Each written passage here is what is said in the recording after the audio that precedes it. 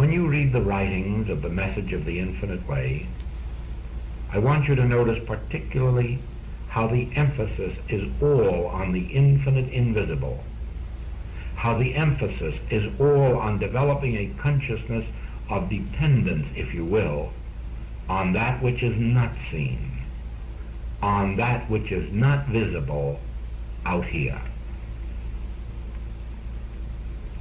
I have witnessed in my own experience that the inner light was only in proportion to my withdrawal from the outer world. Not to leave the world, not to leave its pleasures and joys, but to leave the dependence on it, to leave the faith in person, place, or thing. Perhaps you think that that makes you stand alone. Perhaps you think that in his hour of desertion and betrayal that the Master stood alone. Then let me assure you, you are far from right. Very far from right.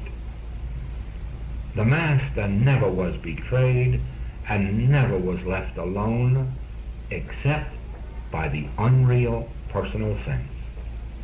The Master was always in the company of children of God, on earth and on the cross. At no time in his ministry did the Master walk alone. In his communion on the mountaintop, though to outer sense he was alone, in his own realization of the unreal nature of that outer world, he had his communion with the children of God. He showed that to the disciples, didn't he? On the Mount of Transfiguration. Was he alone? No. The great prophets were right there with him. You may be assured of this, that the prophets were right there with him on that crucifix. The prophets were with him in that tomb. When we seem to be most alone, we are only alone from mortal or material thought. When we seem most alone, we are most heavily engaged in divine company. Every individual in this room can prove for himself that he can't go into a room alone.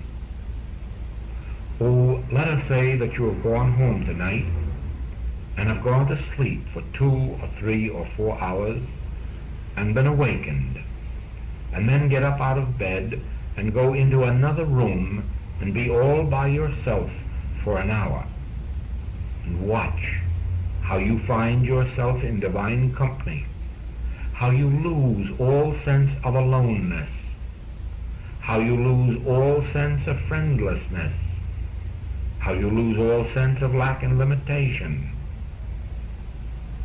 Watch how it is, after you have been refreshed with a little sleep and haven't the weariness of the world on you, that you can go off all by yourself, and within a few minutes, or in some cases within an hour, find yourself surrounded with angels, find yourself surrounded with the most glorious visions, with the most glorious thoughts, with the most glorious ideas, with the most glorious companionships, and then retire again. One of these days, we form the habit of retiring when we're weary at night and having our good first sleep, and then getting up, maybe 2 or 3 or 4 hours later, and being rested and having the quiet night hours, find ourselves as completely alone as the Master was in his garden, or in the palace grounds awaiting the inevitable. And as we commune with our own inner being, very soon we'll find why the Master could find the great Hebrew masters keeping company with him, why he could stay 40 days alone or 40 nights. He wasn't alone. He was in divine companionship, and that divine companionship we call angels.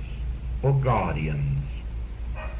And then when you return to the world, and you walk the streets, and you take care of your business, you begin to learn the meaning of a presence that walks with you, a presence that walks beside you, a presence that walks behind you.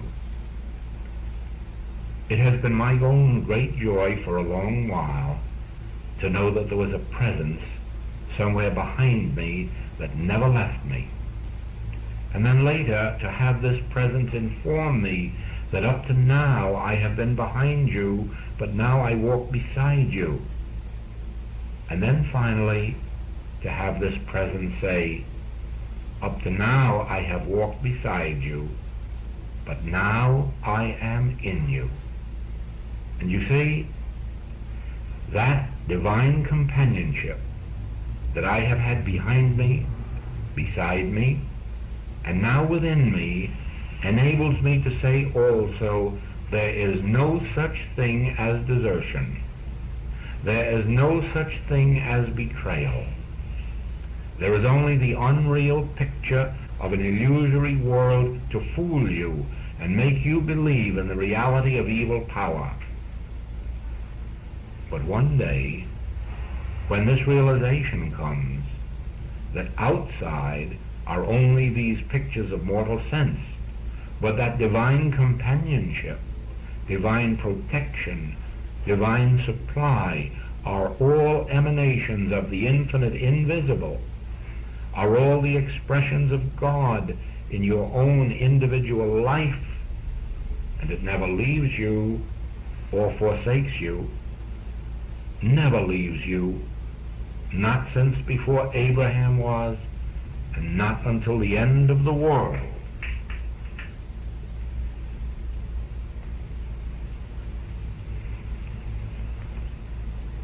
Only as your attention is drawn away from those whom we humanly believe we have helped or who owe us an obligation, when we withdraw from that thought and say, whatever good I can be to you, let me be, but you owe me nothing for it, only then do you realize that divine compensation and recognition and reward are within.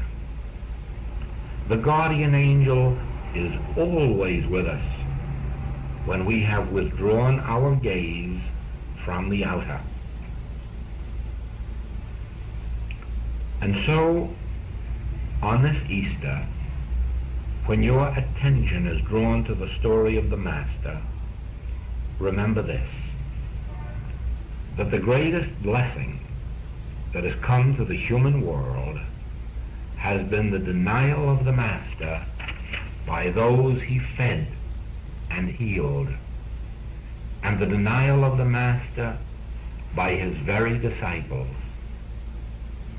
Because in that experience we have learned not to trust man whose breath is in his nostrils, not to place our faith in the outer world, but always to turn within and become acquainted with our guardian angel, with our angel of the Lord, with our divine protector, with the very Christ of God, which has been planted in the midst of us since the beginning of all time. Men fashion their kingdoms of temporal power, of gold, silver, brass, and clay. We read of these temporal kingdoms in the 7th chapter of Daniel. We learn here of the finite, temporary nature of the kingdoms of this world. The 34th verse of this chapter of Daniel, we read that a new kingdom shall be set up, which will never be destroyed. This kingdom is carved out of a stone that is cut out of a mountain without hands. This stone destroys all temporal kingdoms and the work of men. Think of this. a stone carved out of a mountain without hands. Is not this the work of God? And the kingdom that shall stand forever, is not that the reign and realm of the Christ? The power that rules not by might, nor by power, but by my Spirit? The human life, constituted of gold and silver and brass and iron mixed with clay, is a kingdom divided against itself, and spiritual wisdom alone, the still small voice, can destroy it and reveal the kingdom of immortality under the government of love. As faith and confidence in men, in metals and minerals, is displaced, and the understanding of God as substance replaces material sense, the power and glory of the new consciousness appears. My kingdom is not of this world. The ministering angels within our own consciousness, the impartation of the spiritual word within, this makes for us the safety, security, harmony, joy, and peace of our world.